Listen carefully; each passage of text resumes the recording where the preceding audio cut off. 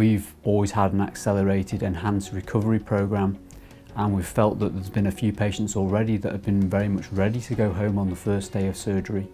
So we felt that it was time to trial it. Obviously we're during the pandemic and the coronavirus and just getting back started with our recovery programme, and with this in mind we're really keen that patients spend as little time in hospital as possible so that they're exposed to minimal risks. At the moment, in our first phase of recovery following the coronavirus, we're looking at fit and healthy patients in any case. So these are the ideal patients for day case hip replacement.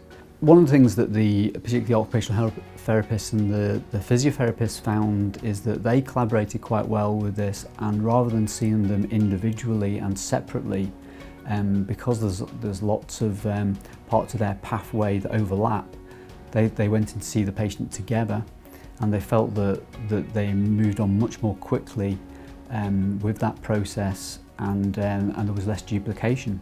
I mean, one of the key features always is how well our nursing staff cope with change, and certainly, you know, a lot of credit has to be made to the nursing staff in the Jubilee because they've really helped push this. It worked so well.